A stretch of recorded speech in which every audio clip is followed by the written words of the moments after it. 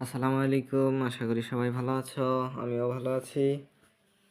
আজকে যে বিষয়টি নিয়ে আলোচনা করব তা হলো অ্যাডজেক্টিভ সম্পর্কে। এর আগের ভিডিওতে আমরা প্রোনাউন সম্পর্কে জেনেছি। আজকে আমরা জানবো অ্যাডজেক্টিভ সম্পর্কে।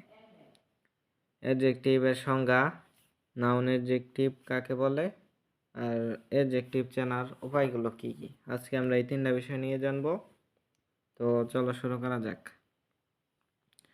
প্রথমে আমরা জানব অ্যাডজেক্টিভ এর সংজ্ঞা। একটি বাক্যে নাউন বা প্রোনাউনের দোষ, গুণ, অবস্থা, সংখ্যা, পরিমাণ, পরিমাপ প্রকাশক শব্দকে অ্যাডজেক্টিভ বলে। দ্বিতীয় নম্বরে আছে নাউন অ্যাডজেক্টিভ কাকে বলে।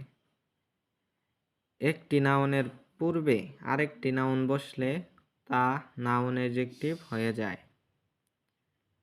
3 নাম্বার আছে অ্যাডজেক্টিভ চেনার উপায়গুলো কি কি।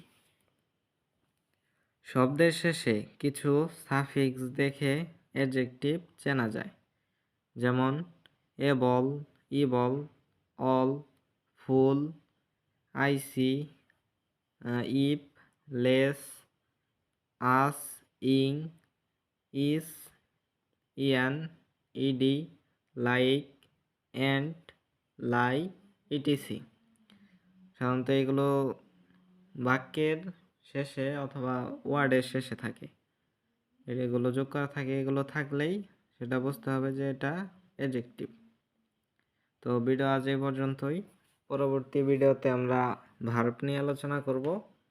তো যারা যারা এখনও আমার চ্যানেলটি সাবস্ক্রাইব করনি সবাই সাবস্ক্রাইব করে দেবে। তো আমার সাথে থাকার জন্য ধন্যবাদ। আসসালামু আলাইকুম।